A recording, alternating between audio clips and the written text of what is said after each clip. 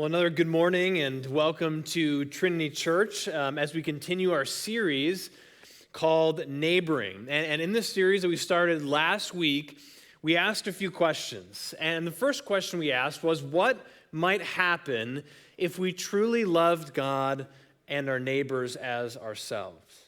And more specifically, we kind of took that question and refined it down and asked what might happen if we loved our literal neighbors well. What if we loved our actual neighbors well? Everybody is considered our neighbors in terms of if you are across town or in a different state, we can still love our neighbors in that sense, but what if we actually loved our literal neighbors? And we also asked the question, based on the culture and the world that we live in that is steeped in a mistrust of others, we also asked the question, what if we gave people a reason to trust us? What if we gave people a reason to trust us? Understanding that gospel conversations, that spiritual conversations can take place when people know that they can trust us as followers of Jesus and that we love them. We live in a culture that is inherently mistrustful, if that's a word, or is distrusting of others. And again, this isn't new. This isn't kind of a revelation that happened in 2023. Since sin entered the world, there has been this, but today it seems like it's becoming easier and easier through social media and technology. But when we love the Lord with everything that we are and love our neighbors as ourselves, we can set the stage for the gospel to impact their lives. And to end last week, I acknowledged some very natural objections that some of you may have in the form of the question of, Jason, you don't know my neighbor. You don't get it. You don't live next to the person I live next to. You don't live behind the person I live behind. You don't understand how long their grass is. Like the no month May was a long time ago, and they're still haven't mowed their lawn. You don't get it, Jason. They're mean, they're nasty, they always are nitpicking. You have no idea. And while we all live around some people that may be tough to deal with, including could be us at times, because we're all impacted by sin, this week and next week, we will see from Jesus how he sees people and some lessons that we can learn from that.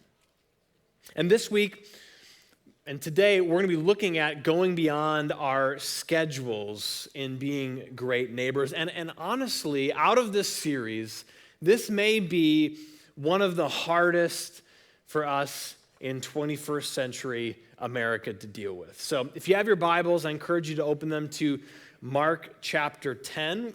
We'll be starting in verse 46. And as you turn there, last week as we ended, I asked you to email me some stories about you neighboring and how God is answering those prayers. And so thank you to those who have emailed me. I encourage you to do it. I encourage you to email me those stories. I received one from an individual, and she said that she was actually at her association meeting. I know, it gets you riled up to go to an association meeting. And she talked about, it was kind of the classic fare, small talk about the weather, talk about the Vikings, and there's always some kind of subtle tension underneath as associations meetings are prone to have.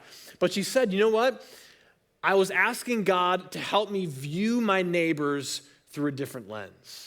Now, how about that? How about going to an association meeting, viewing your neighbors through that lens of how can I love these people well, even in the midst of an association meeting? So thank you for sharing your stories. I love to hear them. I love to read them and to see them because we're all doing this together. This isn't just, we're supposed to do it up front here and you guys just sit back, relax. No, we're all doing this together because we are the collected body, the church. So we're in Mark chapter 10, starting in verse 46. It says, and they came to Jericho. This is Jesus and his disciples. And as he was leaving Jericho with his disciples and a great crowd, Bartimaeus, a blind beggar, the son of Timaeus, was sitting by the roadside. And when he heard that it was Jesus of Nazareth, he began to cry out and say, Jesus, Son of David, have mercy on me. And many rebuked him, telling him to be silent. But he cried out all the more, Son of David, have mercy on me. And Jesus stopped and said, call him. And they called the blind man, saying to him, "Take heart, get up, he's calling you." And throwing off his cloak, he sprang up and came to Jesus. And Jesus said to him, "What do you want me to do for you?" And the blind man said to him, "Rabbi, let me recover my sight." And Jesus said to him, "Go your way, your faith has made you well." And immediately he recovered his sight and followed him on the way. So that's Mark chapter 10, and let's frame up this passage a little bit, give some context. And as we look at this passage, the main point of this passage is Jesus healing a blind man, Jesus performing a miracle. And throughout Scripture, the purpose of miracles is to point to the divinity of Jesus, saying that this man is who he said that he is. This man is the Son of God and is to bring glory to God and to point to the divinity of Jesus. That's what this passage is all about. But I want to point to some details that Mark adds in this passage that I believe can impact us as followers of Jesus, as we interact with others in trying to follow the example of Jesus. And a question that comes out of this passage in Mark chapter 10 this morning that I want us to key into is, how can we turn interruptions into opportunities? How can we turn interruptions into opportunities?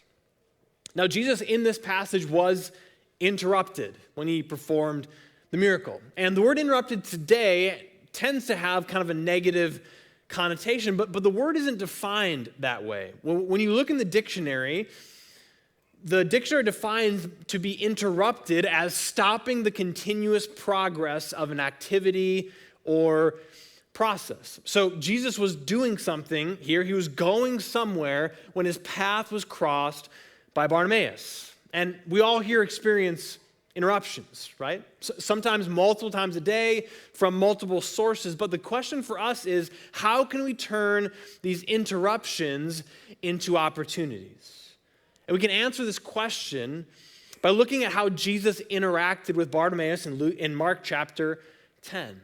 And the first thing we can do to turn interruptions into opportunities is to see the individual, not the interruption.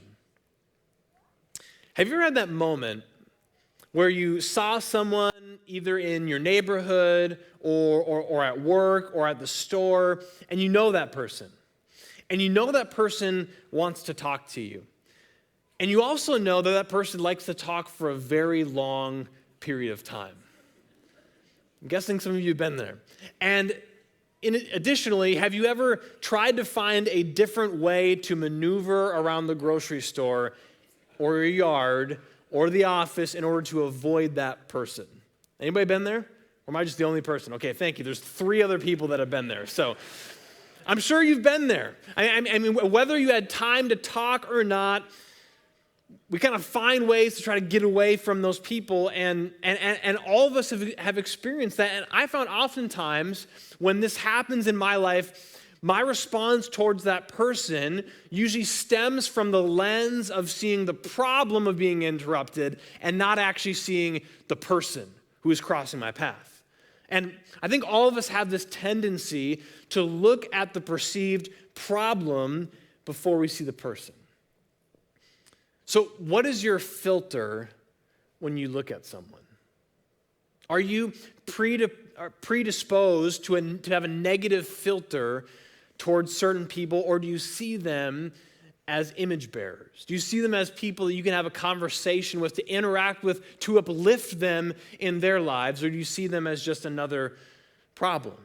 Now, that doesn't mean that you just kind of sit there and let them manipulate you. But what we see from Jesus is how he looked at people and how the other people in Mark chapter 10 looked at Bartimaeus are very, very different things. But before we get into that, let's look at the context of Mark chapter 10 to set the stage for this interruption, because this is important. So, to give a quick snapshot of what's happening, Jesus is in Jericho, and we're actually not sure how long he's in Jericho. Mark is a classic example of someone just kind of like fast-paced. He's like the perfect person for just give me the details, give me the Reader's Digest. I think he uses the word immediately. I think it's 13 times throughout the book of Mark. Mark is just a very fast-paced book. And so we read in one sentence that Jesus enters Jerusalem, and the next sentence, he's leaving Jerusalem. So we have no idea how long he's there. But what we know is that Jesus is en route to Jerusalem for Passover. And what we know from the context that follows our passage is that Jesus is entering the beginning of the end. He knows exactly what is going to come when he enters Jerusalem, mainly that he will be betrayed, he will be beaten, he'll be mocked, and he'll be crucified in the worst possible way. He'll take the wrath of God for our sin, and Jesus knows that's coming.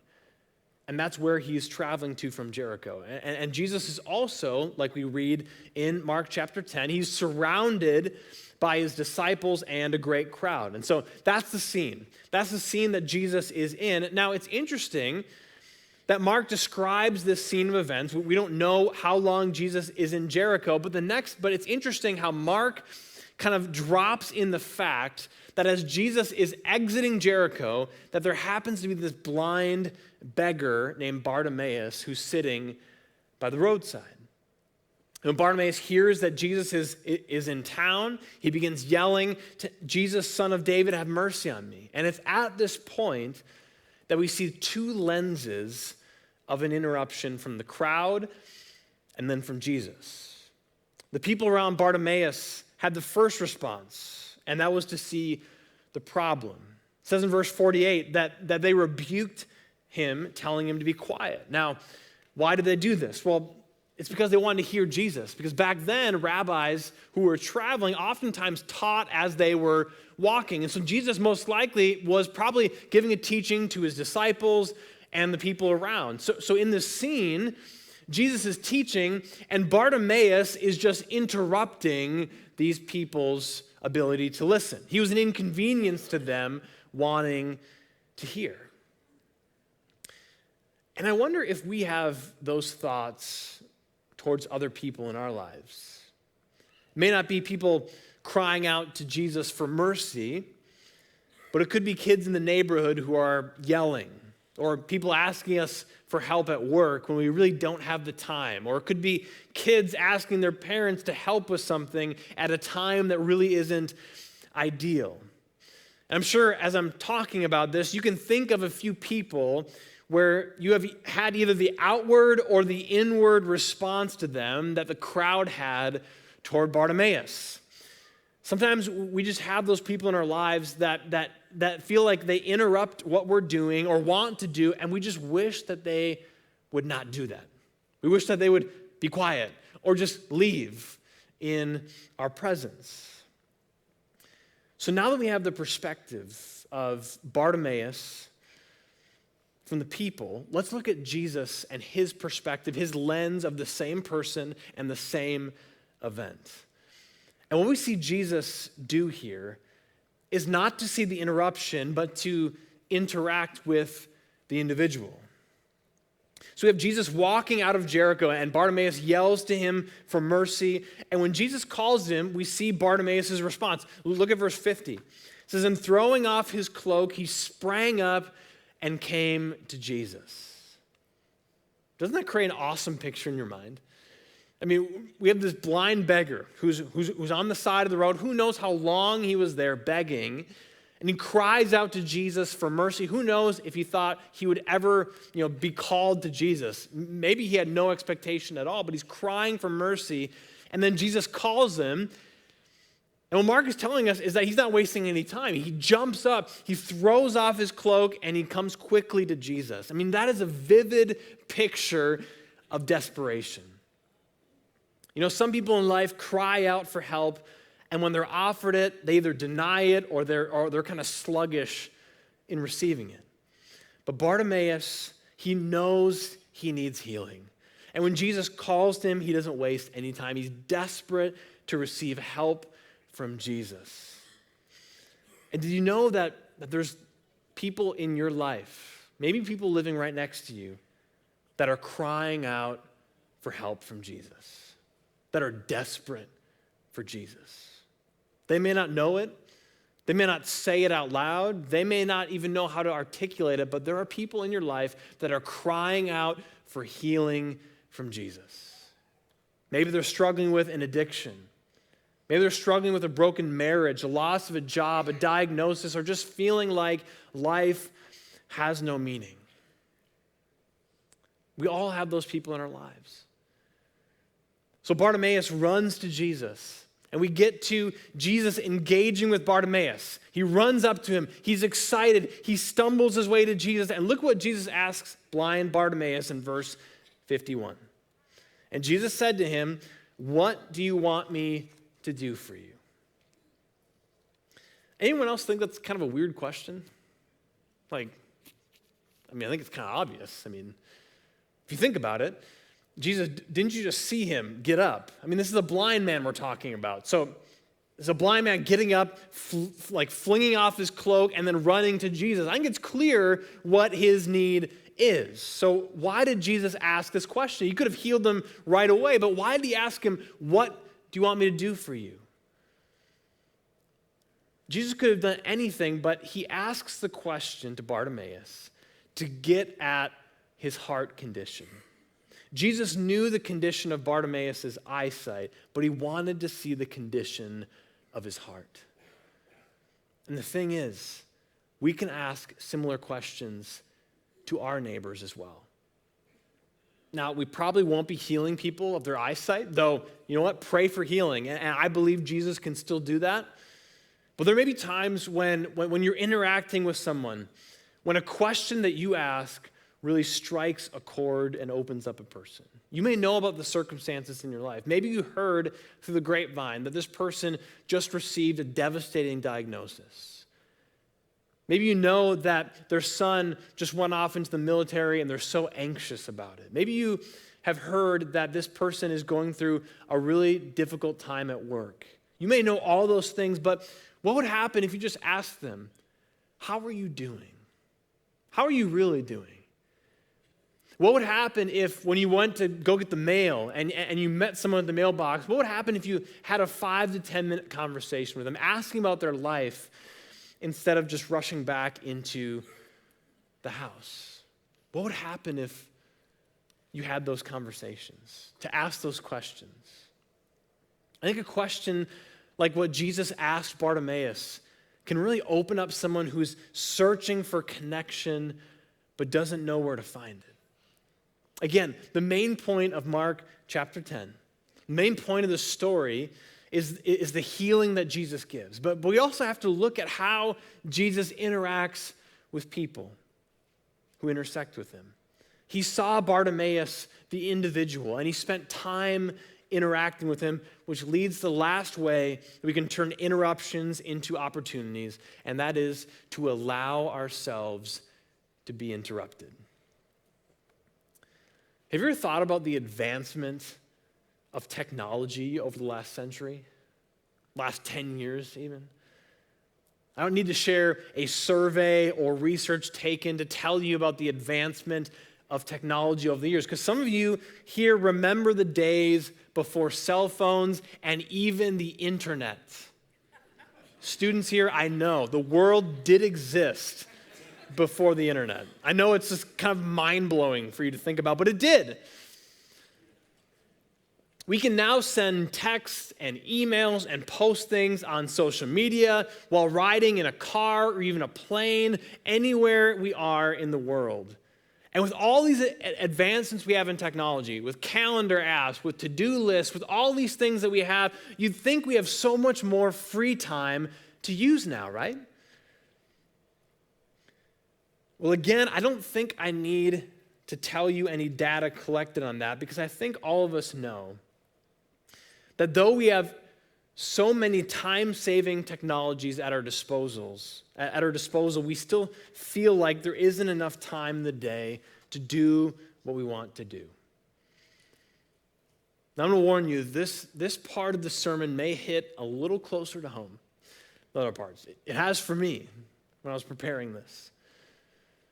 But one of the ways we can turn interruptions into opportunities is to allow ourselves to be interrupted. Or to put it another way, I would say that oftentimes we miss opportunities with neighbors because we don't give ourselves the time or the margin to be interrupted.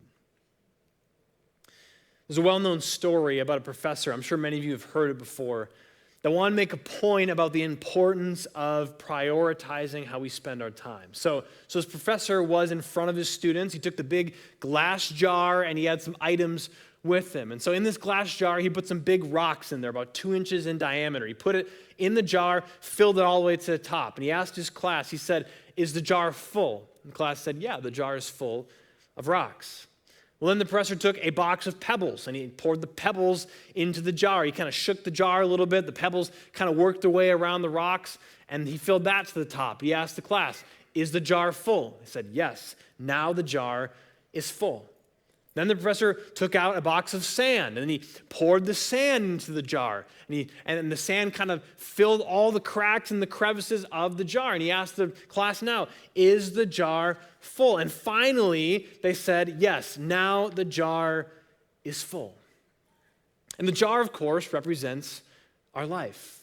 The big rocks represent the really important things, the A-plus items in our lives. And for Christians, that's probably God and His Word, family, and being a part of a church community and a Christian community. Those are probably some examples of those big rocks. The pebbles represent other things that matter in our lives, such as work or school, activities, etc. And the sand represents the material things that we have, entertainment, sports, recreation, and other things. Now, the interesting thing to note is that if you start with the sand or you start with the pebbles and then you end with the big rocks, doing it all in reverse order, all of it won't fit. And while I think we understand that from a spatial standpoint, I think sometimes we can all live in ways where we put something in our jar before others to the point where everything doesn't fit. Now, this isn't to say that the sand, meaning the material things, are bad. Many of those things are good things, but they can crowd out the most important things if they aren't prioritized correctly. In his book called The Art of Neighboring, Dave Runyon talks about a difficult conversation that he and his wife had as it pertained to their schedules. Their son loved to play baseball, and Dave loved coaching baseball, but they realized that their 9-year-old son played 40 games a season and had to practice 3 times a week for his traveling baseball team, and the family was rarely at home to spend time in their neighborhood. And Dave and his wife wanted to be present in their neighborhood and wanted to take the great commandment literally and take it seriously in loving their literal neighbors well. And they realized that this would be difficult if they're traveling for practices and traveling for games and rushing around to different events. And there was also a community baseball league in their city that was based on geographical location that only had about 8 to 10 games within the city. And Dave writes that he and his wife prayed about it, and ultimately they came to the conclusion that if they were to effectively live out the great commandment to love their neighbors, that the community baseball league would give them the best margin to do so. And he admitted that maybe their son wouldn't have the best training, maybe wouldn't have the best coaching in this new league. And Dave admitted how difficult it was for him because he loved to coach baseball. But he wrote saying that they thought this decision was necessary if they were to take the great commandment to love God and love their neighbors literally. So the question is for you. How are you ordering your schedule? Have you ever made a list as a family of what the big rocks are in your life? What those priorities are in your life? Have you taken inventory of how much time you spend on those big rocks, or how much time you spend on the pebbles, or how much time you spend on the sand? Are you spending most of your time on those priorities, or is it flip-flopped and the big rocks aren't able to fit anymore? It's important for us to hear today that I'm not saying that you can't have fun or you can't enjoy the material things. These things are blessings from God, and they're things that we can enjoy. But have you sat down and prayerfully asked what the important things are in your life? And are you allocating time for them? Or to take a noun and to use it as a verb would be to say, the things that are priorities to you, you calendar. The things that are priorities to you, you calendar. That's just the truth. Just like our financial budgets tell us a story of what we prioritize, our calendars tell us what we prioritize. And I use calendar as a verb because the reality is that we can control our calendars. Like sometimes we act like we can, but we can. We can choose what we do and what we don't do. We choose if we have margin in our lives, or we choose to fill up every square second in our lives of doing things. We live in that culture, in a culture that is steeped in this busy lifestyle. And some of us may not even know that we're living in this kind of culture. May today be the day that you take back your time. May today be the day that you and your family can sit down and have that conversation. What are those big rocks in our lives? How can we build margin into our lives to spend time as a family, but also to be present in our neighborhoods? Because a major part of how we can turn interruptions into opportunities is to have that margin built in so God can use us when someone comes into our path. When I was in college, I was a resident assistant for a freshman guys floor, and I received some advice from my resident director that is still stuck with me. And she told me, she said, if you have a class at 10 a.m., she said, have all of your stuff, all your books, everything ready at 9:30, and then just sit in your room with your door open, or just wander up and down the hallway with your freshmen. Because she said, you have no idea if one of your freshmen may need something. You have no idea if they may need a word of encouragement or a hug or help in that 30-minute period. And she said, if you're always rushing around to things from class to activity, you may never be able to minister to them. I've never forgot about that. And admittedly, I'm not very good at it. I still need to work at it. But I think we can see from the actions of Jesus that he was willing to be interrupted. He was willing to take an interruption, and he was willing to turn it into an opportunity to minister to someone. And there's a great story I heard this week from a couple that attends Trinity that they were telling me about. And they wished to remain anonymous, but I thought it was such an incredible story and an incredible fit into this concept of turning interruptions into opportunities. So this couple is having their kitchen remodeled. Full-scale remodel, everything's going to be new. And so they have a dumpster in their driveway, and they have different trucks coming, different contractors coming, and it's kind of a big deal. And there was one morning where they had the electricians come to their house to kind of rewire everything, put lights in different places, and do all that stuff. And so there's a few trucks that were there. And one of their neighbors, who's kind of lived next to them for a few years, but kind of those neighbors that drive into the garage, close the garage door before getting out of the car, don't want to have that conversation, and they don't know them very well, but they've been looking for ways to try to have conversation with them. And this particular morning, as there's kind of just some organized commotion going on with all the contractors, the wife of the neighbor couple walks up to this couple and says, kind of in a pessimistic kind of way, how long is this going to be happening for? And they're kind of at the start of the renovation. But it was kind of this like, okay, I know how you're feeling about this. Clearly you don't like it. You don't like the trucks there. You don't like the dumpster there. And she said, how long is this going to happen for? Well, shortly after that comment, they have a high school daughter, and their daughter's friend just got her license. And so the neighbor's daughter's friend came to pick up their daughter to take her to school. And in the process of backing out of the driveway, this new driver ran into one of the electrician's trucks.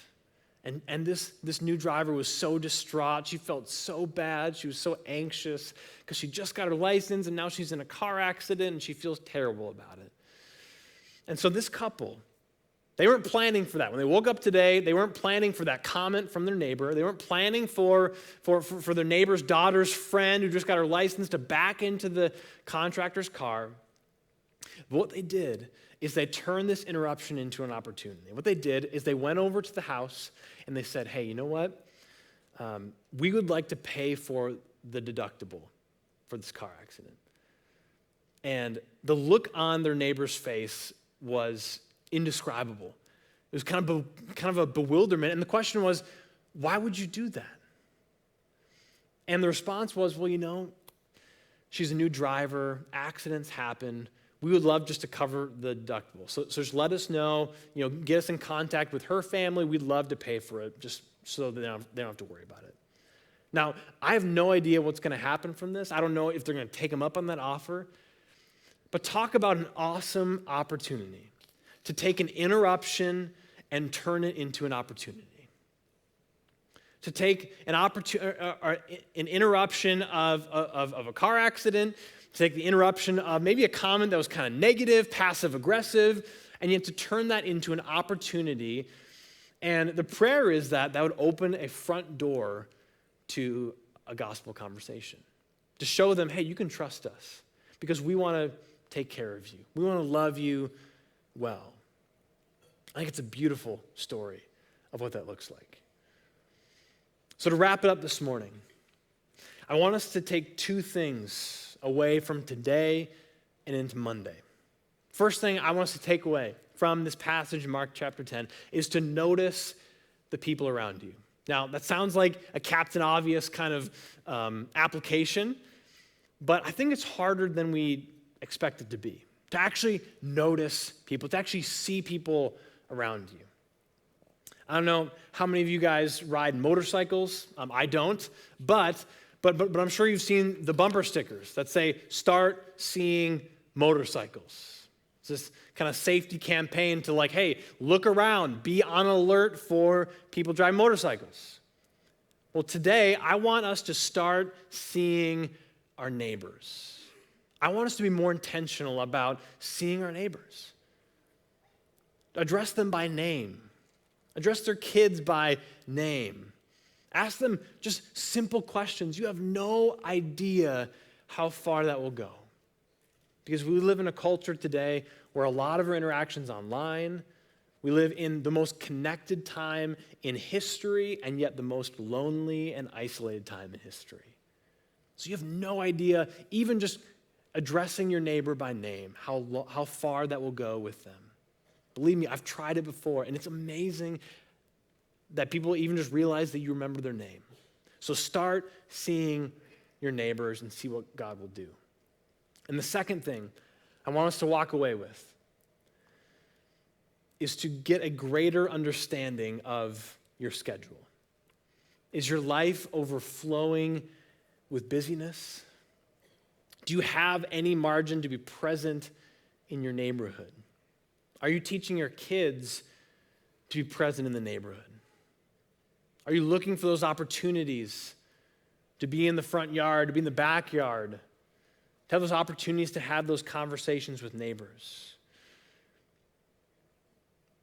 And going with that, are there some things that you need to cut out of your schedule? Are there decisions that you may need to make as a family that may feel like very challenging decisions in the short term? But those decisions will free you up, not only to spend more time as a family, but to be present where you are as a family.